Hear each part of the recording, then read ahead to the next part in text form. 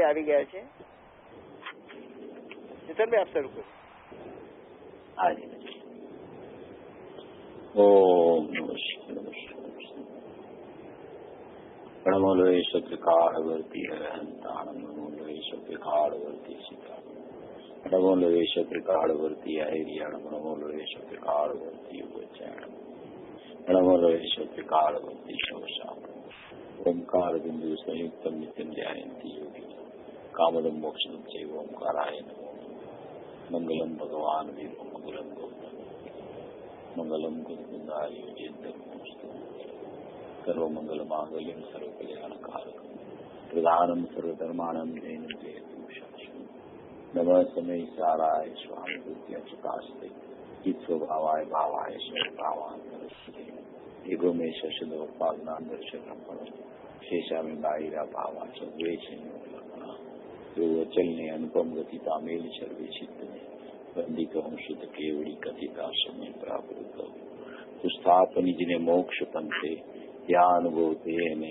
તેમાં જ નિત્ય વિહાર કરો અહીં વિહાર કર્તવ્ય છે. ઓમ શ્રી નમસ્તે નમસ્તે.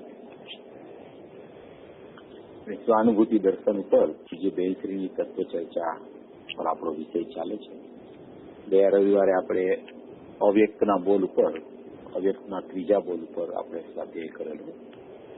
ચિત્ત સામાન્યમાં ચૈતન્યની સર્વ વ્યક્તિઓ અંતર નિમગ્ન છે એ સ્વાધ્યાય આપણો પૂરો થઈ ગયો છે.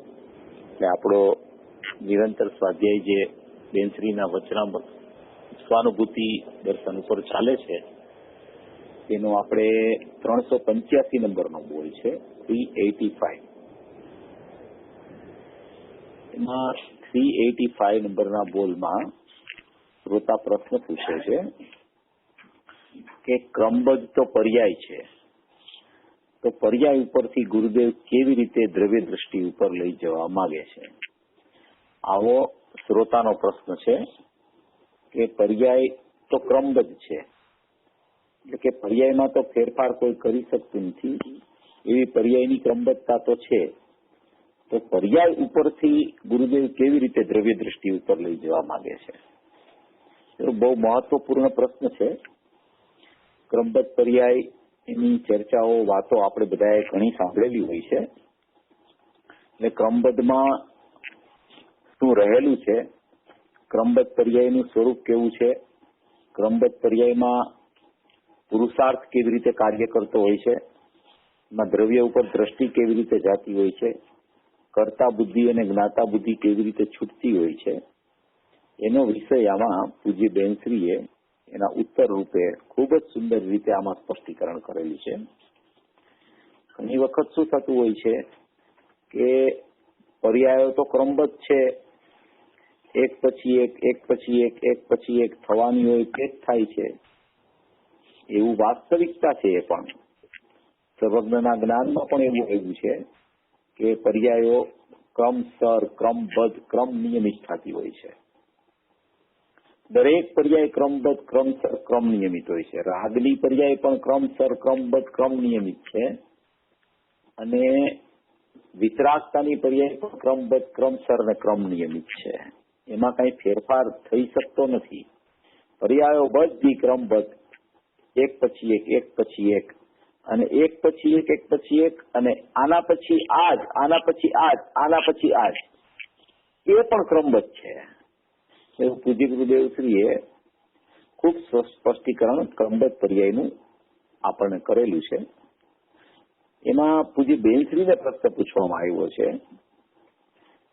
ગુરુદેવ પાસે ઘણી ક્રમબદ્ધની વાતો સાંભળી હોય અને છતાં પણ ઘણી વખત જીવને એમ થાય કે બીજા જ્ઞાનીને પણ જો આપણે પ્રશ્ન પૂછીએ તો એનો ઉકેલ એવી રીતે આવે કે જેનાથી આપણને વધારે ખ્યાલ આવે, માટે આવો પ્રશ્ન કરવામાં આવ્યો છે કે ક્રમબદ્ધ તો પર્યાય છે, તો પર્યાય ઉપરથી ગુરુદેવ કેવી રીતે દ્રવ્ય દ્રષ્ટિ ઉપર લઈ જવા માંગે છે? પૂજ્ય બેનશ્રી જવાબ આપે છે કે દ્રવ્ય ઉપર દ્રષ્ટિ કર અને જે પર્યાય છે તેની કરતા બુદ્ધિ છોડી દે. દ્રવ્ય ઉપર દ્રષ્ટિ કર અને પર્યાય છે તેની કરતા બુદ્ધિ છોડી દે. એટલે દ્રવ્ય અને પર્યાય, દ્રવ્ય પર્યાય સ્વરૂપ વસ્તુ છે એ બેયની વાત આમાં આવી જાય છે કે દ્રવ્ય ઉપર દ્રષ્ટિ કર અને પર્યાય છે તેની કરતા બુદ્ધિ તું છોડી દે. હવે દ્રવ્ય ઉપર દ્રષ્ટિ કરે ત્યારે જ પર્યાયની કરતા બુદ્ધિ છૂટે છે, અને પર્યાયનું કર્તૃત્વ છૂટે અને હું અકર્તા સ્વાભાવિક નાયક છું એવો ખ્યાલ આવે, એનું નામ દ્રવ્ય ઉપર દ્રષ્ટિ ગઈ એમ કહેવામાં આવે છે.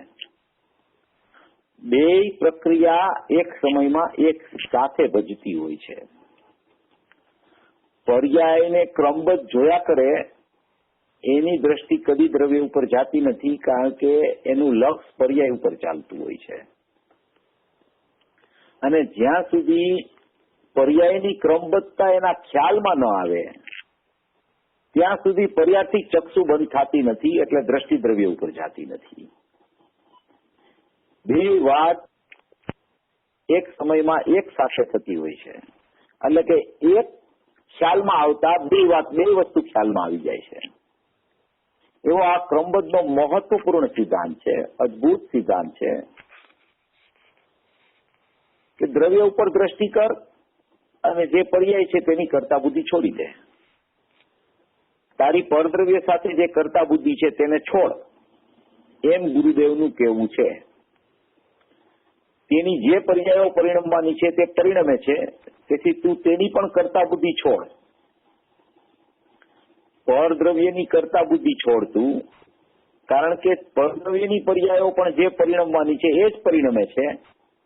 તું પરદ્રવ્યની પર્યાયનો પણ કરતા ખાવાનું છોડી દે કે આ પરદ્રવ્યમાં હું ત્યાં આવીશ તો જ એ પર્યાય આવી રીતે પરિણમશે. મારા ઉપદેશથી જ કોઈ જીવનું પરિણમન થશે. મારો સત્ય ઉપદેશ કરશે તો સામેવાળા જીવનું કલ્યાણ થશે. એવી એક દ્રવ્યની બીજા દ્રવ્ય ઉપરની કરતા બુદ્ધિ તું છોડી દે. જ્યાં સુધી કોઈ પણ પ્રકારની કરતા બુદ્ધિનો જન્મ એના પરિણામમાં થયા કરે છે ત્યાં સુધી એવા પરિણામ એની દ્રષ્ટિ દ્રવ્ય ઉપર જઈ શકતી નથી. માટે દ્રવ્ય ઉપર દ્રષ્ટિ કર, જે પર્યાય છે તેની કરતા બુદ્ધિ છોડી દે. તારી પરદ્રવ્ય સાથે જે કરતા બુદ્ધિ છે તેને છોડ એમ ગુરુદેવનું કહેવું છે. પરદ્રવ્યની પર્યાયો જે પરિણામવાની છે તે પરિણમે છે, તેથી તું તેની પણ કરતા બુદ્ધિ છોડ. પરદ્રવ્યને હું કરી શકું છું એમ તું પોતે બીજાનો સ્વામી થઈને તેનું કરવા માંગે છે, એવી સ્વામિત્વ બુદ્ધિ કરતા બુદ્ધિ તોડીને તું તારા દ્રવ્ય ઉપર દ્રષ્ટિ કર. એટલે વાંચી જાઉં છું થોડું. જે તારું દ્રવ્ય છે તેના ઉપર દ્રષ્ટિ કર. જે પર્યાયો પરિણમે છે તેનો તું કરતા નથી એમ કહેવા માંગે છે. ક્રમબદ્ધ કરતા બુદ્ધિ છોડાવે છે. ક્રમબદ્ધ છે એ કરતા બુદ્ધિ છોડાવે છે, પણ ક્રમબદ્ધ છે તે પુરુષાર્થ પૂર્વક હોય છે. ક્રમબદ્ધનો પુરુષાર્થ સાથે સંબંધ હોય છે. જે પર્યાય પરિણમવાની હોય તે પરિણમે છે, પણ સ્વ તરફ પોતે પુરુષાર્થ કરે છે, સ્વભાવ તરફનો પુરુષાર્થ કરે છે. તે પુરુષાર્થની સાથે ક્રમબદ્ધ જોડાયેલું છે. સ્વભાવની પ્રાપ્તિ થાય તેમાં પુરુષાર્થ સાથે જોડાયેલો હોય છે. પુરુષાર્થ વગરનું એકલું ક્રમબદ્ધ હોતું નથી. તું દ્રવ્ય ઉપર દ્રષ્ટિ કર, કરતા બુદ્ધિ છોડ, તું જ્ઞાતા થઈ જા, પછી જે પર્યાય જેમ પરિણમવાની હોય તેમ પરિણમે, પણ તેમાં દ્રવ્ય દ્રષ્ટિ કરવાનો પુરુષાર્થ ભેગો આવે છે. દ્રષ્ટિ તો તારે જ કરવાની છે. જેમ બનવાનું હશે એમ બનશે, એમ કરવાથી તેની મેળાએ દ્રવ્ય દ્રષ્ટિ થઈ જતી નથી. પુરુષાર્થ કરે તો દ્રવ્ય દ્રષ્ટિ થાય છે. એટલે ક્રમબદ્ધ પુરુષાર્થ સાથે જોડાયેલું છે. પર્યાય ક્રમબદ્ધ છે, પણ દ્રવ્ય દ્રષ્ટિ કરી કરતા બુદ્ધિ છોડાવી છે, એમ પૂજ્ય ગુરુદેવ શ્રીનું કહેવું છે. ક્રમબદ્ધ એવી જાતનું નથી કે પુરુષાર્થ સાથે કઈ સંબંધ જ નથી. ભગવાને જેમ જોયું હોય તેમ થાય, પણ ભગવાને જે દ્રવ્ય દ્રષ્ટિ થઈ ભગવાનને તે પ્રયત્ન વગર થઈ જશે તેમ જોયું નથી. ભગવાને જે આત્માર્થી હોય તેનું લક્ષ્ય પુરુષાર્થ પર હોય છે. તું પરનું કાંઈ કરી શકતો નથી, તેથી તું પર પદાર્થ તરફની તારી કરતા બુદ્ધિ છોડી દે. તો બધી વાતમાં કરતા બુદ્ધિ છોડ, કરતા બુદ્ધિ છોડ, કરતા બુદ્ધિ છોડ, કરતા બુદ્ધિ છોડ, એ જ આખા બોલનો સાર છે. અને કરતા બુદ્ધિ છોડવી એનું નામ પણ અનંત પુરુષાર્થ છે. અને કરતા બુદ્ધિ છૂટે એનું નામ જ દ્રવ્ય ઉપર દ્રષ્ટિ ગઈ.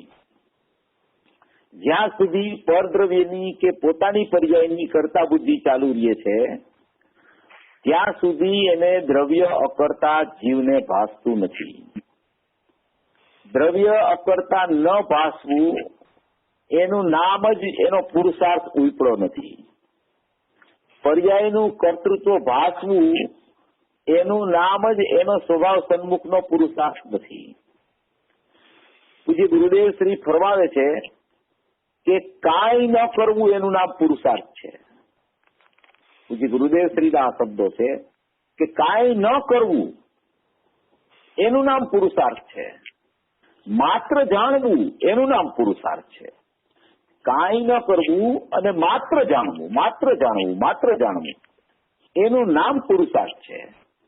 કાંઈ પણ કરવાનો વિકલ્પ ઉઠે, પરમાં કંઈક કરવાનો વિકલ્પ ઉઠે, પોતાની પર્યાયમાં કંઈક કરવાનો વિકલ્પ ઉઠે, એનું નામ ખરેખર પુરુષાર્થ એનો ઉપડ્યો જ નથી. કાંઈ પણ ફેરફાર કરવાની પ્રવૃત્તિ એની ચાલુ રહે એનો મતલબ જ એમ છે કે એ સર્વજ્ઞની આજ્ઞાનો ભંગ કરનારો જીવ છે. આમાં એમ પણ બેનશ્રી કહે છે કે સર્વજ્ઞએ ભગવાને જેમ જોયું હોય એમ થાય, પણ ભગવાને જે દ્રવ્ય દ્રષ્ટિ થઈ તે પ્રયત્ન વગર થઈ જશે તેમ જોયું નથી. જે આત્માર્થી હોય તેનો લક્ષ પુરુષાર્થ પર હોય છે. એટલે અહીંયા એવા જીવ માટેની ચર્ચા લીધી છે આ ક્રમબદ્ધમાં કે કોઈ જીવ ક્રમબદ્ધના કોઠા હેઠળ પોતાના પુરુષાર્થને ખરેખર મંદ જ રાખ્યા કરતો હોય, પુરુષાર્થની મુખ્યતા એને વર્તતી જ ન હોય અને માત્ર પર્યાય ક્રમબદ્ધ છે અને જે થવાનું હશે એ થઈ જશે અને ખરેખર એવા જીવને પુરુષાર્થની કોઈ ઉગ્રતા ઉપડતી જ ન હોય એવા જીવ માટે આ એવું સ્પષ્ટીકરણ આવ્યું છે કે પુરુષાર્થ વગરનું કોઈ ક્રમબદ્ધ હોતું નથી. અને ક્રમબદ્ધ છે એનો સ્વીકાર કરવો એનું નામ અનંત પુરુષાર્થ છે.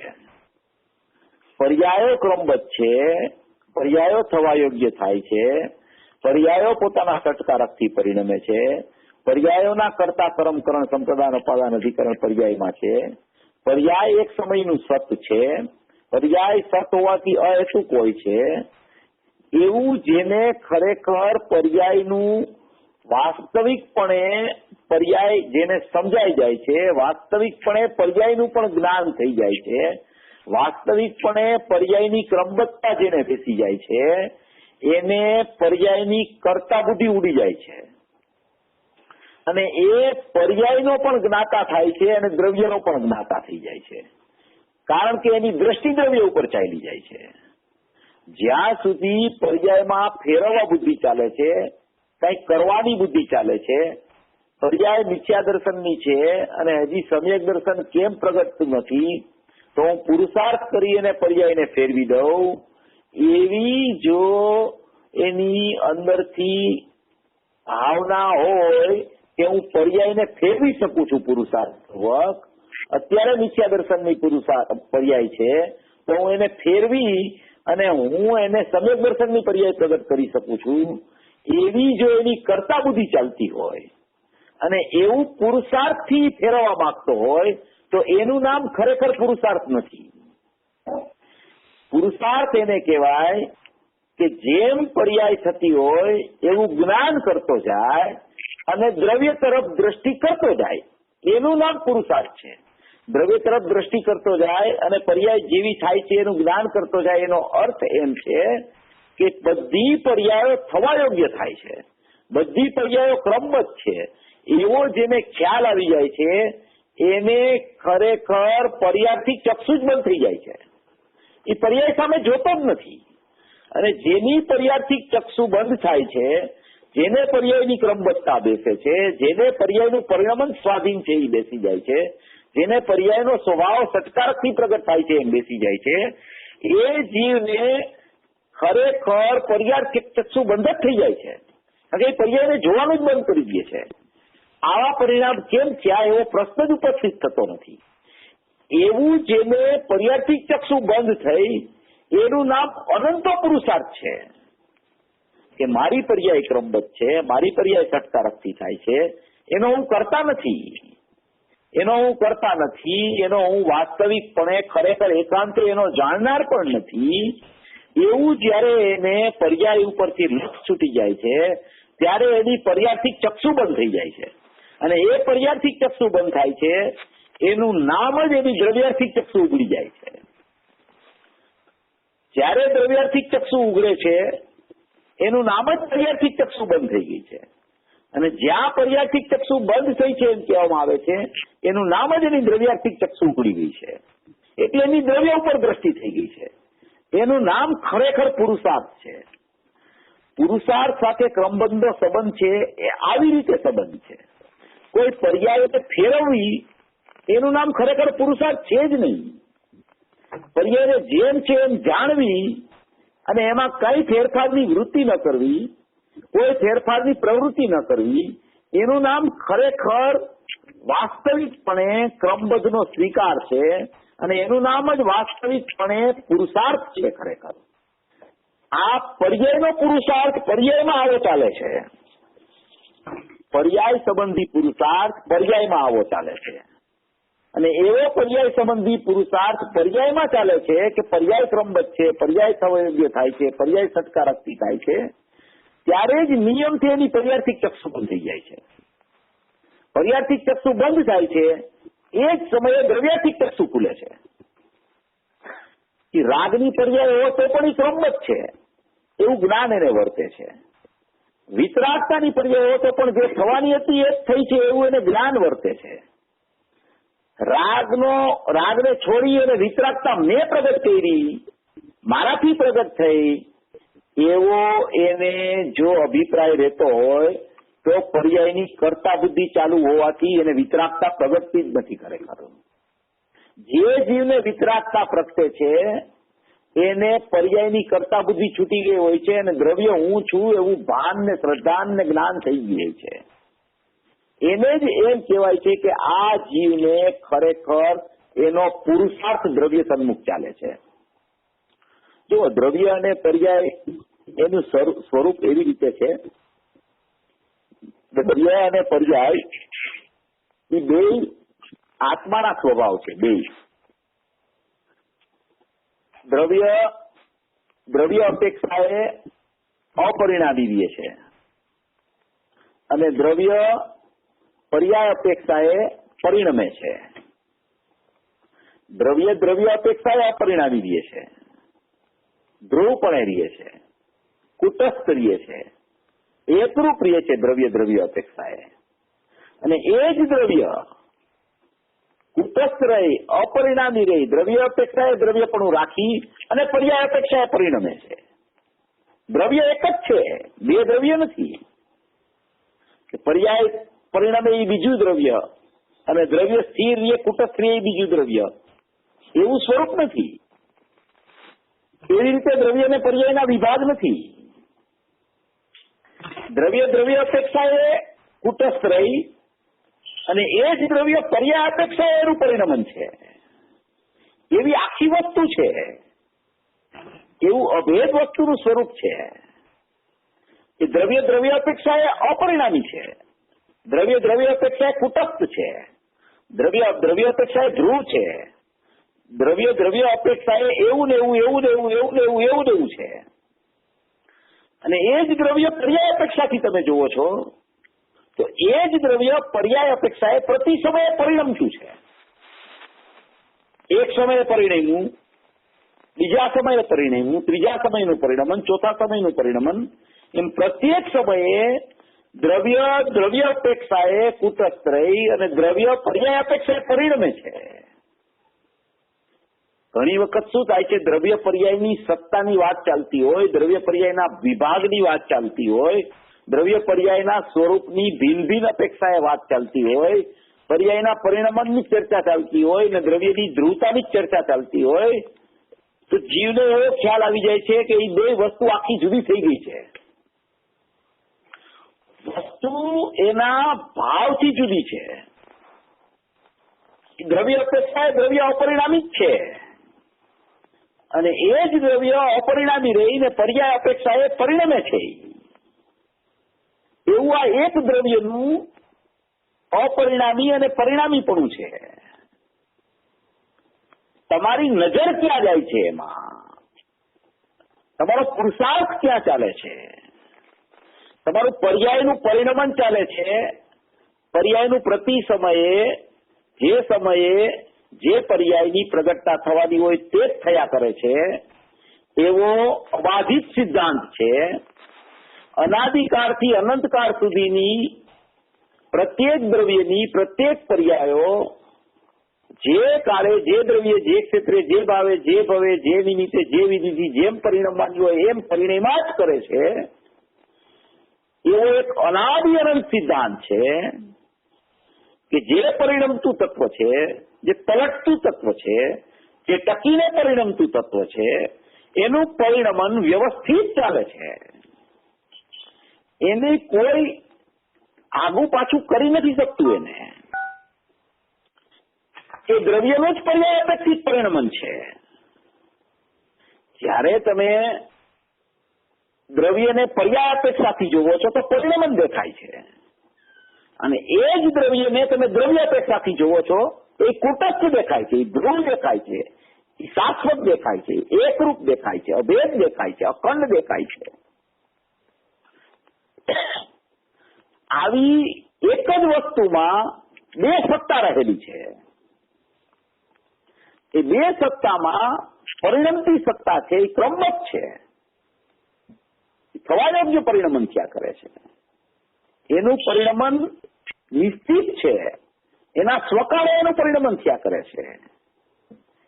એ સ્વકાળે પરિણમન થાય છે. એનું પણ અહીંયા જ્ઞાનમાં જ્ઞાન વૈરતા કરે છે કે આવું પરિણમન ચાલુ છે, અત્યારે આવું પરિણમન થયું, અત્યારે આવું પરિણમન થયું, અત્યારે આવું પરિણમન થયું. આ ચર્ચા આપણે પુરુષાર્થની ચાલે છે. પુરુષાર્થ શું આમાં ક્રમબદ્ધમાં પુરુષાર્થ શું ભાગ ભજવે છે? પર્યાય ક્રમબદ્ધ છે, પર્યાય ક્રમબદ્ધ છે, અને આમાં પુરુષાર્થની ચર્ચા છે. તો શું પુરુષાર્થ છે? વાસ્તવિક દ્રવ્ય કેવું છે? વાસ્તવિક પર્યાય કેવી છે?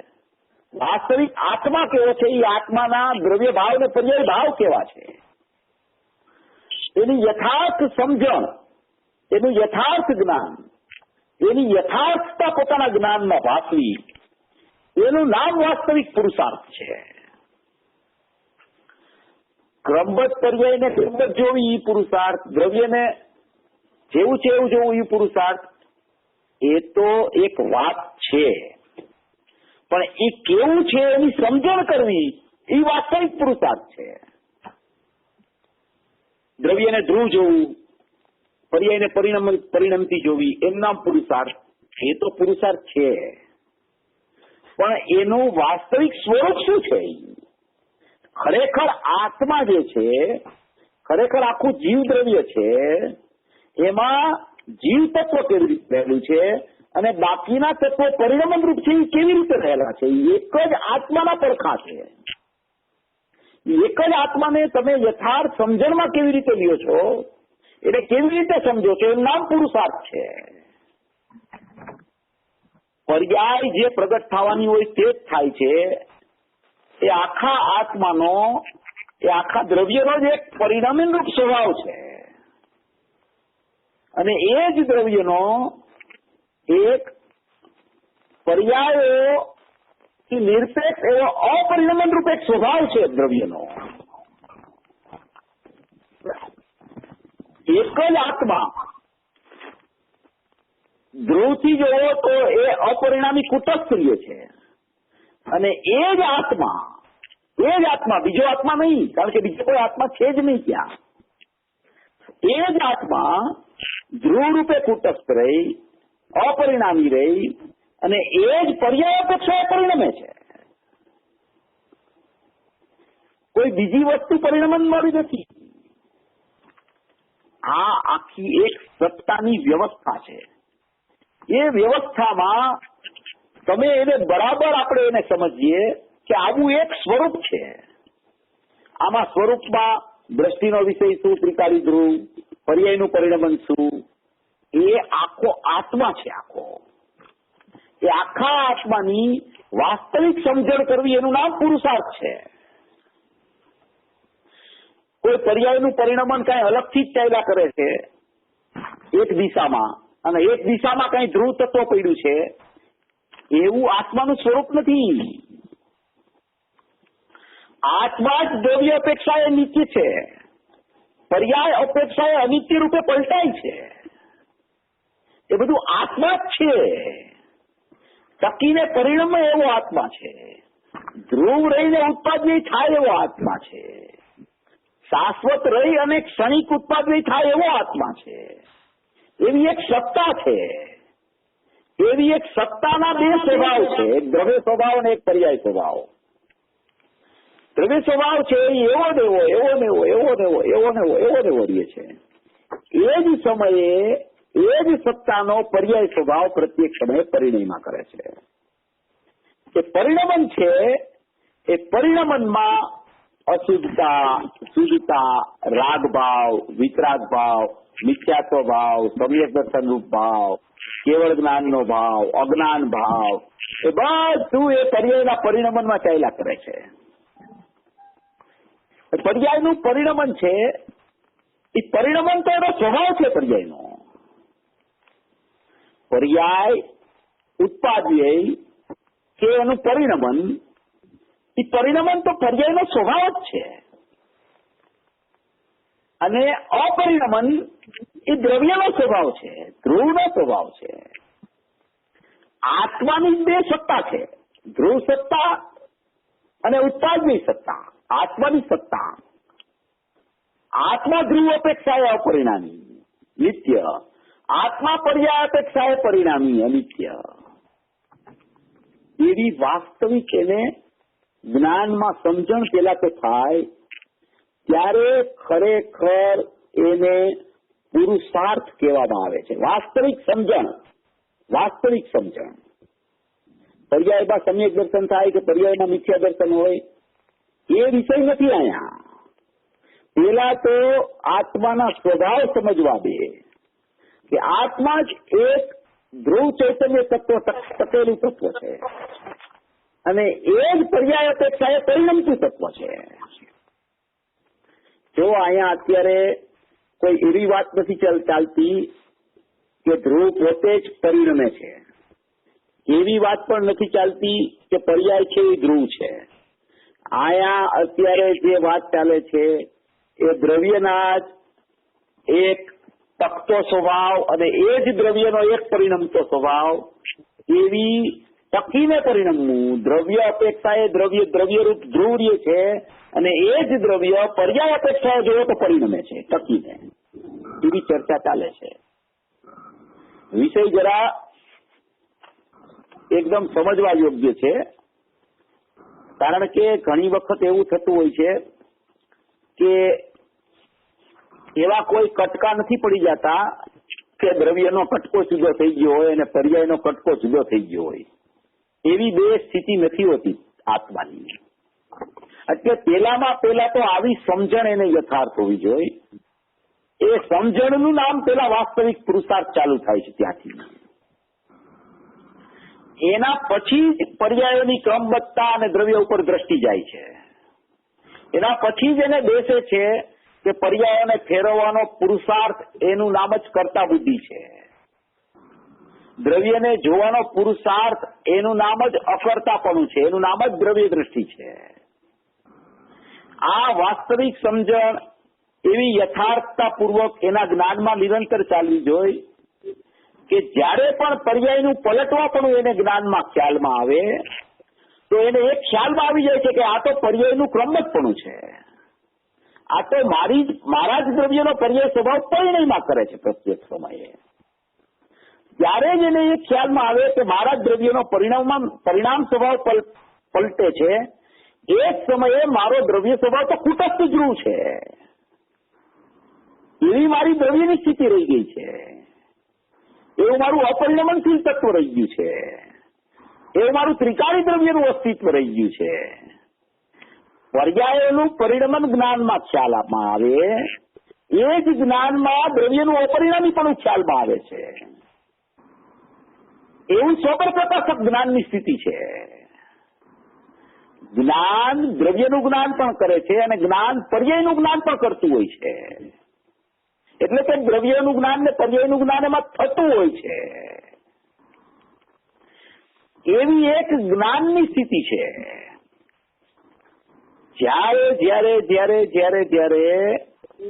એને પર્યાયોની ક્રમબદ્ધતા, પર્યાયોની પરિણમનશીલતા, પર્યાયોમાં જે ભાવની પલટન ચાલે છે, એક પછી એક, એક પછી એક, એક પછી એક, એક પછી એક, આ પર્યાય પછી આ પર્યાય, આ પર્યાય પછી આ પર્યાય, આ પર્યાય પછી આ પર્યાય, મિથ્યાત્વ મિથ્યાત્વ મિથ્યાત્વ મિથ્યાત્વ મિથ્યાત્વ મિથ્યાત્વ ચાલતું ચાલતું ચાલતું ચાલતું ચાલતું અનાદિકાળથી અહીં સુધી આવ્યું.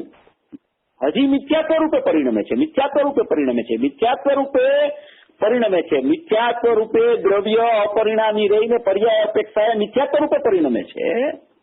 એવું મિથ્યાત્વ મિથ્યાત્વ મિથ્યાત્વ મિથ્યાત્વ મિથ્યાત્વ એવો જ્યારે ખ્યાલ જ્ઞાનમાં આવે કે હજી તો પર્યાયનું પરિણમન ચાલુ છે, એમાં મિથ્યાત્વ ચાલે છે, તો એ જ સમયે એને ખ્યાલમાં આવે છે કે મારું દ્રવ્ય ધ્રુવ છે, મારું કુટસ્થ ચૈતન્ય તત્વ છે, જ્ઞાનમય તત્વ છે, અપરિણામી તત્વ છે, સુખમય તત્વ છે, ધ્રુવમય તત્વ છે, એમાં તો કોઈ મિથ્યાત્વ છે નહીં. તો આમાં મિથ્યાત્વ આવ્યું ક્યાંથી? એવો જે એને ખ્યાલ આવે છે કે મારા દ્રવ્યમાં મિથ્યાત્વ નથી અને પર્યાયમાં મિથ્યાત્વ આવી ગયું છે, ત્યાં જ એની નજરમાં દ્રવ્ય આવે છે કે દ્રવ્યમાં મિથ્યાત્વ ન હોય તો પર્યાયમાં આવે કેવી રીતે? ત્યાં એને ખ્યાલમાં આવી જાય છે કે પર્યાયનું સટકારક પરિણમન છે, પર્યાયનું ક્રમબદ્ધ પરિણમન છે. પર્યાયનું પરિણમન દ્રવ્યને કારણે નથી, પર્યાયના પરિણમનમાં દ્રવ્ય ભાગીદાર નથી. એ પર્યાયનું સતરૂપ પરિણમન છે, એનું પલટન છે, એની વ્યવસ્થા છે, પરિણમન છે એનો પરિણમન સ્વભાવ છે. એ પર્યાયના સ્વભાવ અનુસાર વિભાવરૂપ કે સ્વભાવરૂપ પ્રત્યેક સમયે પરિણયમાં કરે છે. હું તો ધ્રુવ છું, હું તો ચૈતન્ય તત્વ છું, હું તો અખંડ તત્વ છું, હું તો શાશ્વત તત્વ છું. ત્યાં આવી જે પર્યાયમાં જે પરિણમન જોઈને એની પર્યાય ઉપરથી દ્રષ્ટિ છૂટી જાય છે, પર્યાયનું ફેરવવાનું કર્તૃત્વ છૂટી જાય છે, પર્યાય અનાદિ અને નિશ્ચિત છે એની સ્થિતિ એને ખ્યાલમાં આવી જાય છે. એ જ સમયે દ્રવ્ય તરફ જાય છે એની નજર, એનું જ્ઞાન, તો એને ખ્યાલ આવે છે કે આ દ્રવ્યમાં શુદ્ધતા છે નહીં, દ્રવ્ય તો શુદ્ધ છે, દ્રવ્ય તો અખંડ છે, દ્રવ્ય તો શાશ્વત છે. એના આશ્રય તો અનંત જ્ઞાનીઓ થઈ ગયા છે. તો આવું દ્રવ્ય છે, એમાં તો આ ભાવ છે નહીં મિથ્યાત્વનો. અને આ પરિણમન જે થાય છે એ પરિણમન પણ ખરેખર દ્રવ્યનું જે અપરિણામીપણું છે એ ખરેખર એવું ને એવું રહી અને પરિણમન થાય છે. તો દ્રવ્ય તો એવું ને એવું રહ્યું છે, એમાં કોઈ પરિણમન નથી, એમાં મિથ્યાત્વ નથી, એમાં રાગદ્વેષ નથી. એવો જે એને ખ્યાલ આવે છે ત્યાં જ એની પર્યાયના પરિણમન ઉપરથી દ્રષ્ટિ છૂટી જાય છે અને દ્રવ્ય અપરિણામી ઉપર દ્રષ્ટિ ચાલી જાય છે. બે વસ્તુ ત્યાં ને ત્યાં જ છે, દ્રવ્ય ને પર્યાય. એની નજરમાં છે ને જ્યાં દ્રવ્ય આવે છે ત્યાં પર્યાય જુદી પડી જાય છે, અને જ્યાં પર્યાય ઉપર નજર જાય છે તેનું દ્રવ્ય જુદું થઈ જાય છે. નજર એની ક્યાં છે એના ઉપર આધાર છે. જો દ્રવ્ય ઉપર નજર પડી ગઈ તો એને પર્યાય દેખાતી જ નથી, એટલે પર્યાય ભીન થઈ ગઈ. અને જ્યાં એની પર્યાય ઉપર નજર જાય છે તો એ સમયે દ્રવ્ય દેખાતું નથી. છે બે સ્વભાવ, પણ દ્રષ્ટિ હંમેશા એક ઉપર હોય છે. જ્ઞાન બેયનું હોવા છતાં દ્રષ્ટિ માત્ર એક ઉપર હોય છે. જ્ઞાન હે ઉપાદેય કરે છે, જ્ઞાન વિધિ નિષેધ કરે છે, જ્ઞાન મુખ્ય ગૌણ કરે છે. દ્રષ્ટિમાં કા પર્યાય તે હું અને કા દ્રવ્ય તે હું, બસ એટલું જ ચાલે છે. આ દ્રષ્ટિની દેન છે, આ દ્રષ્ટિની કમાલ છે. આ દ્રષ્ટિનો દોર જેને હાથમાં આવે છે એને દ્રવ્ય દ્રષ્ટિ થઈ જાય છે. પેલામાં પેલા દ્રવ્ય પર્યાયની આવી રીતે યથાર્થ સમજણ જીવને જ્ઞાનમાં આવે છે. આવી સમજણ યથાર્થ જ્ઞાનમાં લેવી એ અનંતો પુરુષાર્થ છે. ત્યાર પછી પર્યાયના પરિણમનનું લક્ષ છૂટે છે. પેલા તો બે સ્વભાવ આવા છે એ ખ્યાલમાં આવે છે. ખ્યાલમાં આવે છે ત્યારે એને સમજાય છે કે આ પરિણમન છે એ પણ મારા જ દ્રવ્યની મારી જ પર્યાય પરિણમે છે. અને આ અપરિણમન રૂપ સ્વભાવ છે એ મારા જ દ્રવ્યનો મારો જ અપરિણમન રૂપ સ્વભાવ છે. પેલા એવું એને વાસ્તવિકપણું ખ્યાલમાં આવે છે, પછી પર્યાયનું પરિણમન કેવું થયું અને દ્રવ્ય પરિણામી કેવું છે એ એના જ્ઞાનમાં પકડાય છે. ત્યારે એ જ્ઞાનમાં પકડાતા પર્યાયની ક્રમબદ્ધતાના પરિણમનમાં જ્યાં એને વિભાવ દેખાય છે ત્યાં એ જ જ્ઞાનમાં એને ખબર હોય છે કે મારા દ્રવ્યમાં વિભાવ નથી. દ્રવ્યમાં વિભાવ નથી, પર્યાયમાં વિભાવ પરિણમતો આવ્યો છે. તો એ વિભાવ કેવી રીતે આવ્યો દ્રવ્યમાં નથી? તો કારણ કે પર્યાય તો દ્રવ્યમાંથી આવે છે અને વિભાવ દ્રવ્યમાં છે નહીં. કારણ કે વિભાવનો આશ્રય લેતા તો જીવને વિભાવ છૂટી અને અવિપરીત પરિણમન થઈ જાય છે. એવો જ્યાં એને જ્ઞાનમાં ખ્યાલ આવે છે કે આ વિભાવ જે થયો છે, આ વિભાવનું પરિણમન ચાલે છે, એ વિભાવ મારા દ્રવ્યમાં નથી, પર્યાય મારા દ્રવ્યની છે, પર્યાય મારા દ્રવ્યમાંથી આવે છે, પણ એ વિભાવ મારા દ્રવ્યનો નથી. વિભાવ મારા પર્યાયના એક સમયના પરિણમન રૂપ થયો છે. એ પરિણમન સમયવર્તી હોવાથી, પરના લક્ષ્યથી હોવાથી એ મારું નથી. કારણ કે મારા દ્રવ્યમાં વિભાવ નથી, એવું હું દ્રવ્ય સ્વભાવ છું. એમ જોતા વિભાવની ઉત્પત્તિ થતી નથી. એને એમ કહેવામાં આવે કે આવી સમજણ કરીને જીવે એની દ્રષ્ટિ દ્રવ્ય ઉપર મૂકી છે. એવી દ્રવ્ય ઉપર દ્રષ્ટિ મૂકતા અને પર્યાયનું જ્ઞાન રાખતા એ પર્યાયમાં વિભાવ હોતો જ નથી. એને એમ કહેવાય કે આ જીવને ક્રમબદ્ધ પર્યાયની ખરેખર વાસ્તવિક સમજણપૂર્વકનો પુરુષાર્થ ચાલુ થયો છે. ક્રમબદ્ધ 308 થી 311ની ગાથામાં ક્રમ નિયમિત શબ્દ મૂકી અને ક્રમબદ્ધ પછી ગુરુદેવશ્રીએ સિદ્ધ કર્યું કે અનાદિકાળથી અનંતકાળ સુધીની પર્યાયો ક્રમબદ્ધ છે. કોઈ પર્યાય ફરતી જ નથી. એ સમજણ પર્યાય અપેક્ષિત ભાવની જ્ઞાનમાં કરવાની છે. અને એ જ સમયે મારા દ્રવ્યના સ્વભાવમાં કોઈ પણ પ્રકારનું પરિણમન નથી, એવો અપરિણામી તત્વ હું છું, એવું પણ એને યથાર્થ જ્ઞાન વાસ્તવિકપણે જયારે થાય ત્યારે જ એની પર્યાર્થિક ચક્ષુ બંધ થાય, દ્રવ્યાર્થિક ચક્ષુ ઉઘડે. એને એમ કહેવાય કે આ જીવે દ્રવ્યની દ્રષ્ટિ કરી અને એનું લક્ષ અને એની પર્યાયની કરતા બુદ્ધિ છૂટી ગઈ. આને કહેવામાં આવે પુરુષાર્થ પૂર્વકનું ક્રમબદ્ધ અને ક્રમબદ્ધ પૂર્વકનો પુરુષાર્થ. ચલો, ક્રમબદ્ધ પૂર્વકનો પુરુષાર્થ અને પુરુષાર્થ પૂર્વકનું ક્રમબદ્ધ, એમાં કોઈ પરિણામની ફેરફારની વૃત્તિ તો પુરુષાર્થ પૂર્વક થઈ શકતી જ નથી કોઈ જીવથી. જેવું ક્રમબદ્ધ છે એવું સમજવું, એવું જ્ઞાન કરવું, એનું નામ પુરુષાર્થ છે. એનું જ્ઞાન કરવું ક્રમબદ્ધનું, એમાં ફેરફારની વૃત્તિ ન કરવી, એનું નામ પુરુષાર્થ છે. એનું નામ પુરુષાર્થ છે. એટલે એવા જીવની દ્રષ્ટિ દ્રવ્ય ઉપર જાય છે, પર્યાય ઉપરથી છૂટી જાય છે. પર્યાય જેમ થાય છે એમ જાણવું, એનું નામ પુરુષાર્થ છે. એવો પુરુષાર્થ દ્રવ્ય તરફ જાય છે. એને કહેવામાં આવે છે દ્રષ્ટિ દ્રવ્ય ઉપર ચાલી ગઈ. પુરુષાર્થથી પર્યાય ફેરવવાની નથી, ફરતી પણ નથી. એમ કીધું ને કે ભગવાને જેમ જોયું એમ થાય, પણ ભગવાને જે દ્રવ્ય દ્રષ્ટિ થઈ તે પ્રયત્ન વગર થઈ જશે તેમ જોયું નથી. તો એ કયો પ્રયત્ન? એમાં પ્રયત્ન એ કે એને પુરુષાર્થ પૂર્વક એવો નિર્ણય કર્યો છે કે પર્યાય ક્રમબદ્ધ છે, એવો એનો પુરુષાર્થ ચાલ્યો છે. મારે ફેરવવાનું નથી, પર્યાય ક્રમબદ્ધ છે.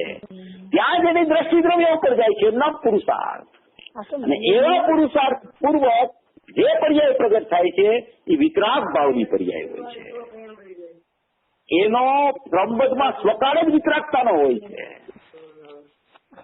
નહીં કે દ્રવ્ય ઉપર દ્રષ્ટિ કરી માટે વિતરાગતાની પર્યાય થઈ. એનો ક્રમબદ્ધમાં વિતરાગતા થવાનો જ સ્વકાળ હોય છે.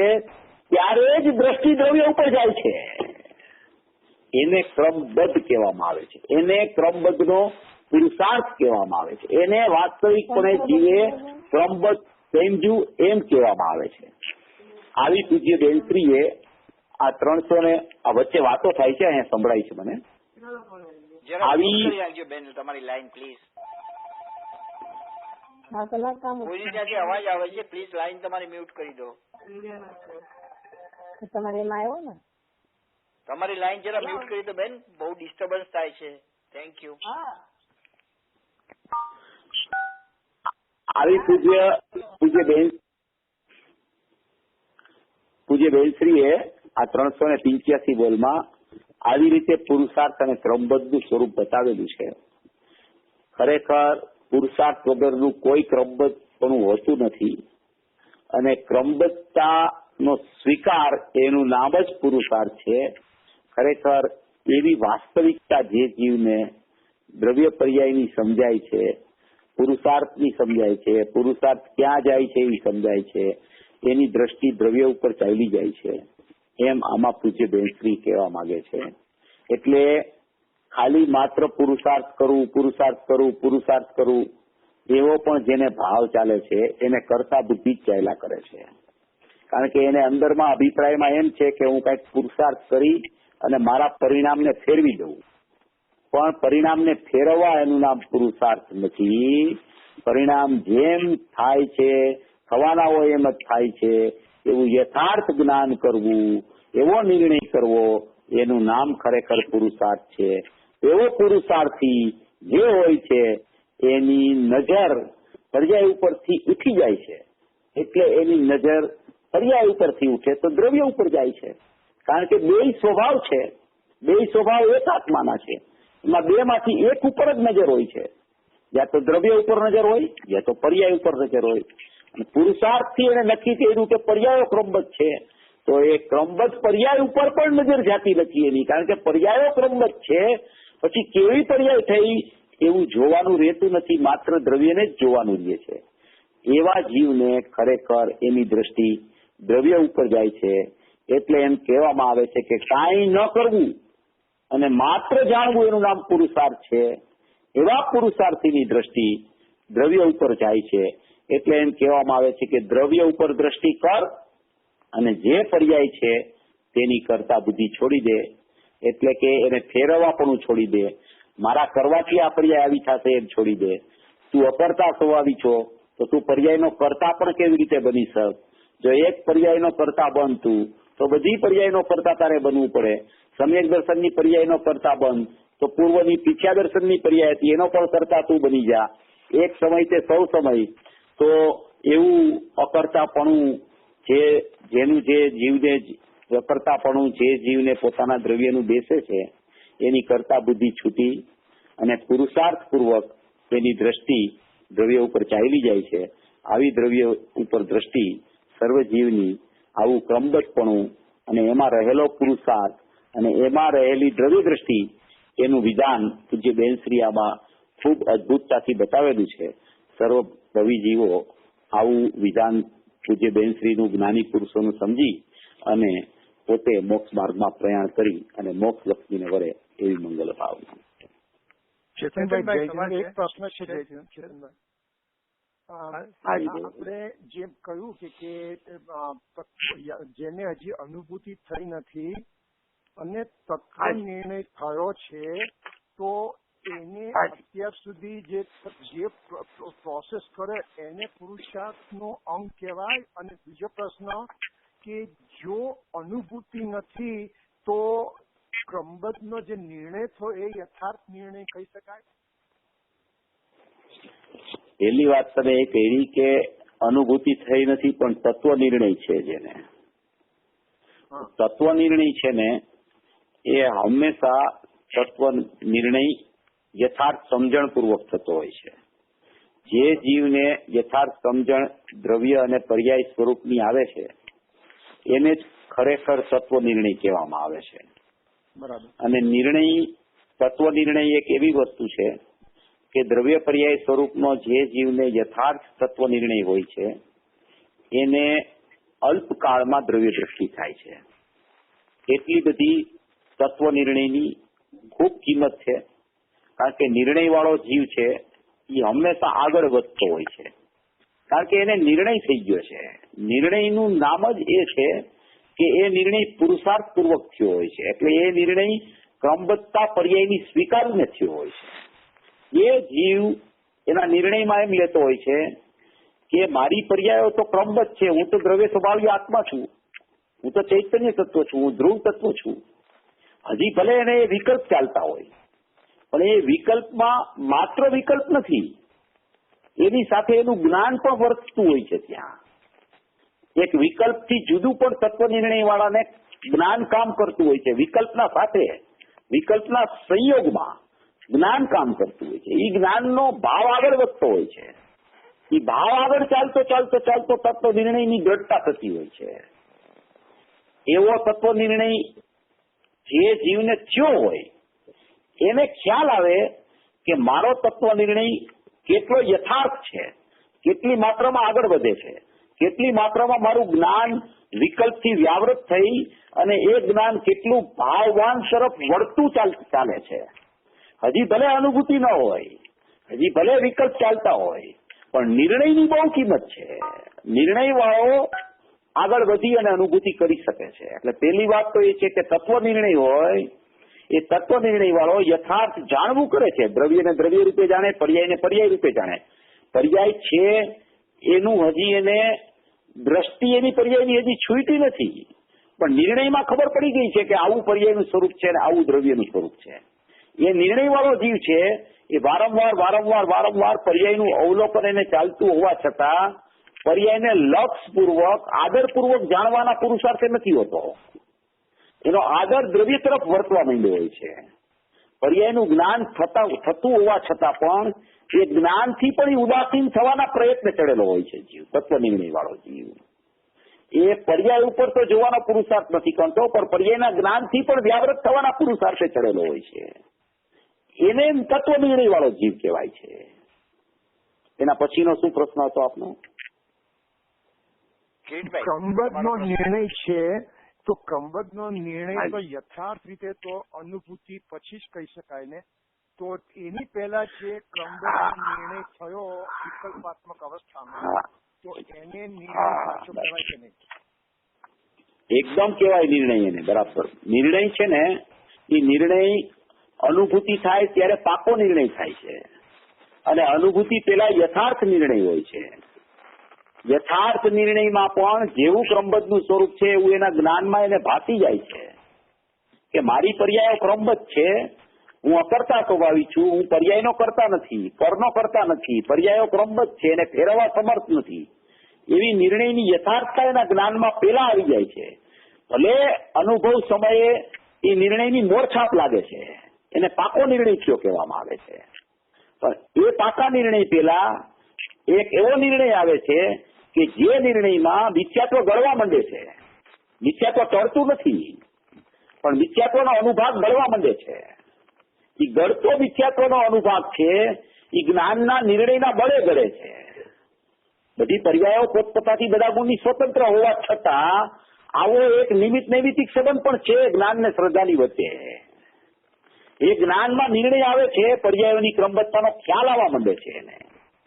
જ્ઞાનીઓના પ્રતાપે, પોતાના પુરુષાર્થે, પોતાની પર્યાયની યોગ્યતાથી પોતાને ખબર પડે છે કે આ પર્યાયો ક્રમબદ્ધ છે, એવો નિર્ણય થઈ જાય છે.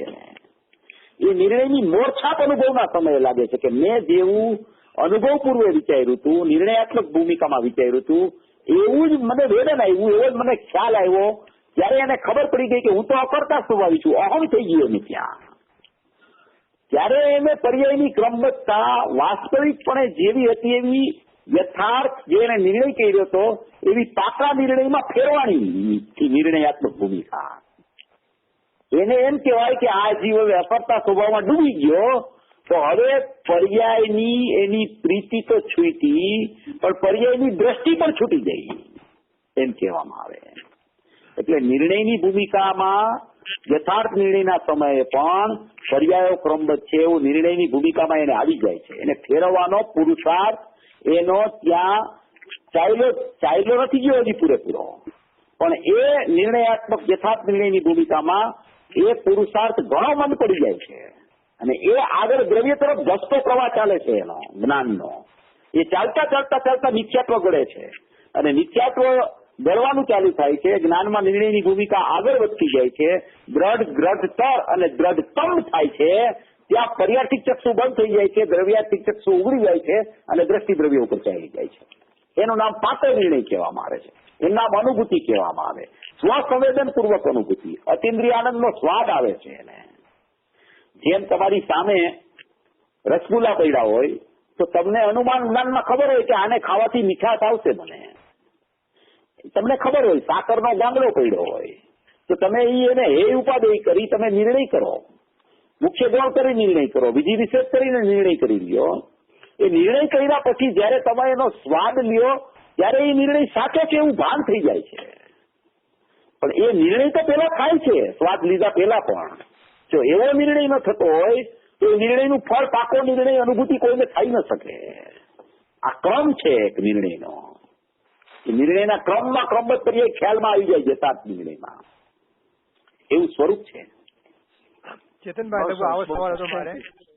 ચેતનભાઈ લગો આવો સવાલ હતો કે વિભાવની ક્રમબદ્ધતા તો સમજાય છે, અનુભવાય છે ક્રમબદ્ધતા. કહ્યું ને કે કાં તો દ્રષ્ટિ પર્યાય પર હોય કાં તો દ્રવ્ય ઉપર હોય. પણ હવે અમારું શું થાય છે અત્યારે કે ધોબીનો કૂતરો નહીં ઘરનો નહીં ઘાટનો. અત્યારે પર્યાયની ક્રમબદ્ધતા આ રીતે સમજાતી હોય પણ દ્રષ્ટિ દ્રવ્ય પર જતી નથી, કે દ્રષ્ટિ હજી દ્રવ્ય ક્યાં છે ગોતે છે કે દ્રવ્યનું ઘર ક્યાં છે.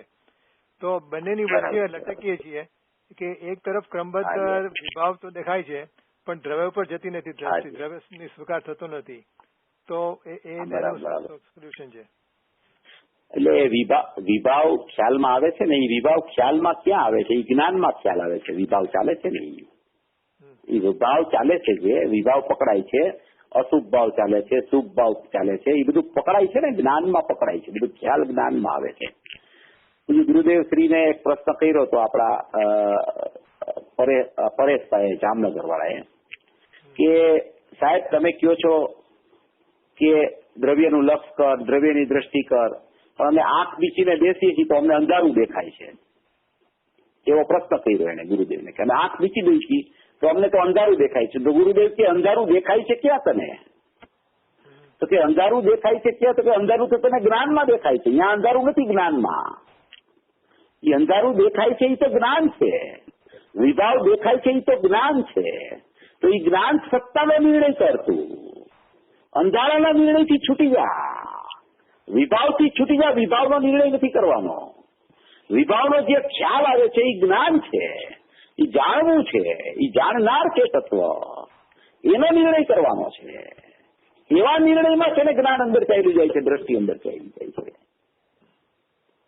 આ જ્ઞાન દરેક જીવને પકડાતું હોવા છતાં એને હજી ઉપલક ખ્યાલમાં આવે છે, પણ વાસ્તવિક ખ્યાલમાં નથી આવતું.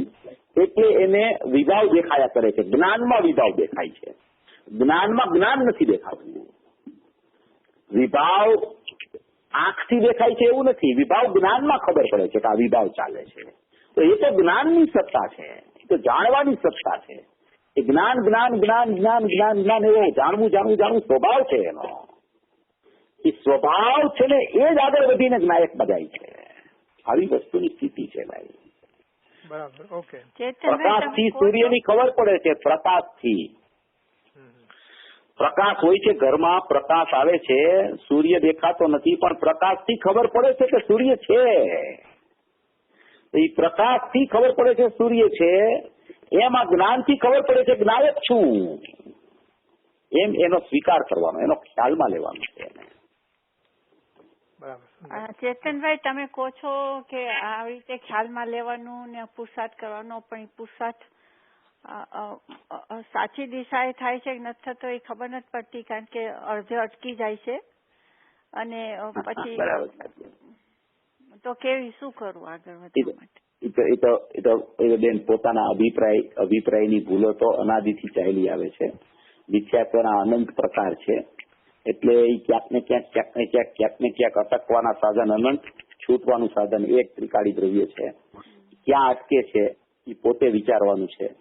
કારણ કે અટકે છે પોતે, કોઈનાથી અટકતો નથી, કોઈના કારણે અટકતો નથી.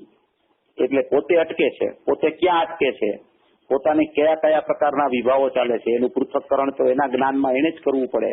કે હું ક્યાં અટકી જાઉં છું, કેમ આગળ નથી વધી શકતો, મારી અભિપ્રાયની ખામી છે, મારા જ્ઞાનમાં કઈ સમજણમાં ખામી છે, એ પોતે જ તપાસી શકે. પોતે જ પોતાની લેબોરેટરીમાં પોતાના પ્રશ્નને મૂકે જ્ઞાનની લેબોરેટરીમાં, તો ત્યાંથી જ એનો જવાબ મળશે. એવું છે. બરાબર. બીજા કોઈ પ્રશ્ન હોય તો આપણે એકાદ પ્રશ્ન લઈ શકશું. હેલો, જય જિનેન્દ્રભાઈ. બીજબેનશ્રીના બોલમાં આગળ આવે છે કે તારા દ્રવ્ય ઉપર દ્રષ્ટિ કરીને તારી પરિણતિની ગતિ ફેરવવી એ તારા પુરુષાર્થની વાત છે. તો પરિણતિની ગતિ ફેરવવી તો પર્યાય તો વાળી વળાઈ શકે એમ નથી. તો અહીં શું કહેવા માંગે છે? બરાબર. હા, એટલે એમ કે જયારે તારી દ્રષ્ટિ દ્રવ્ય ઉપર જશે તો તારી પરિણતિ સ્વયં ફરી જ જશે. તારે ફેરવવી નહીં પડે પરિણતિને. દ્રષ્ટિ દ્રવ્ય ઉપર ગઈ એનો મતલબ જ એમ છે કે પરિણતિ ફરી ગઈ, એની પર્યાય ફરી ગઈ. પર્યાય પર તરફ હતી, પર્યાય સ્વ તરફ આવી જાય છે. એનું નામ જ પરિણતિને ફેરવી, પરિણતિ ફરી ગઈ, પરિણતિ સ્વસન્મુખ થઈ ગઈ. આખો આધાર દ્રષ્ટિ ઉપર છે. દ્રષ્ટિની પાછળ જ્ઞાન, ચારિત્ર બધી પર્યાયો ફરી જાય છે દ્રવ્ય તરફ.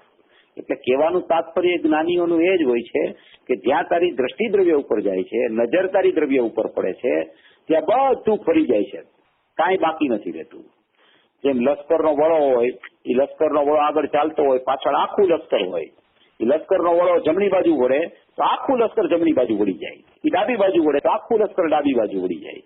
એમ આ જ્ઞાન સત્તા છે, એ જ્ઞાન સત્તાનો ખ્યાલ આવતા જ્યાં દ્રષ્ટિ દ્રવ્ય ઉપર પડે છે ત્યાં જ્ઞાન, ચારિત્ર, સુખ, વીર્ય, પ્રભુત્વ, વિભૂત્વ બધા ગુણોની, અનંત ગુણોની એક દેશ પરિણતિ શુદ્ધ પ્રગટ થઈ જાય છે. એને એમ કહેવાય કે તારી પરિણતિને વાળવી એ તારા હાથમાં છે. તારી પરિણતિને વાળવી તારા હાથમાં છે. એટલે પર્યાયને કોઈ ફેરવી નથી શકતું.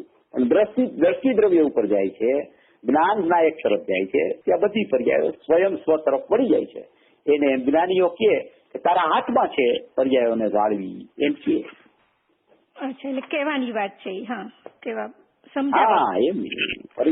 હા, કથનમાં એવું જ હોય. હાજી, હાજી. તમે બીજું કહ્યું કે આપણે કર્તા બુદ્ધિ છોડવી, ક્રમબદ્ધનો સ્વીકાર કરવો, સ્વ તરફ દ્રષ્ટિ.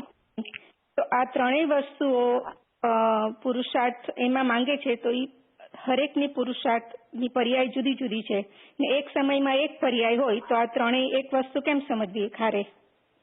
ના, એ તો ક્રમસર થતું હોય બધું. જ્ઞાનમાં જાણવું જેમ થાય ને, જ્ઞાનમાં જાણવું થાય, વીર્ય ગુણની પર્યાયમાં પુરુષાર્થ ઉપડે, એવી રીતે અનંત ગુણની અનંત પર્યાયો એક સમયમાં એક સાથે કામ કરતી હોય.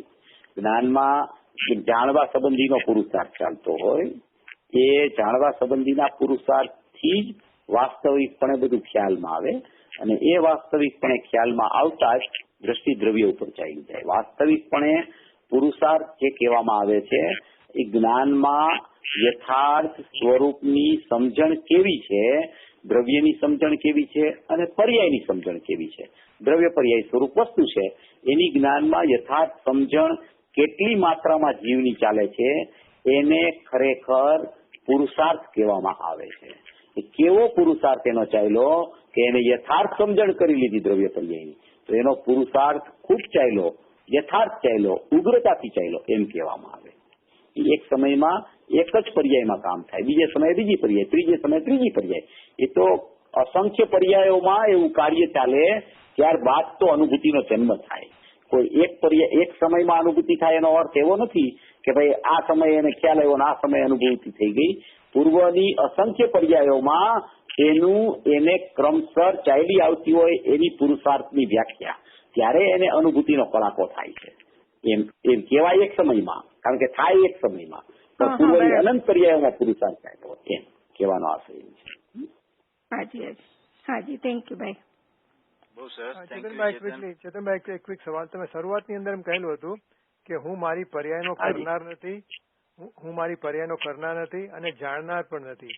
એટલે ત્રિકાળીની અપેક્ષા કહ્યું છે કે ત્રિકાળીમાં જાણવું નથી. એ માટે ના, મેં એમ કીધું કે હું મારી પર્યાયનો કરનાર પણ નથી અને મારી પર્યાયનો એકાંતે જાણનાર પણ નથી. ખાલી પર્યાયનો જાણનાર જ નથી, હું તો દ્રવ્યનો જાણનાર છું. દ્રવ્યને જાણતા જાણતા મારી પર્યાયને મને જ્ઞાન વર્તતું હોય છે એમ કહેવાનો આશય છે. ઓકે, એકાંતે જાણનાર. ઓકે, હા very good. Okay. Thank you ચેતનભાઈ. જય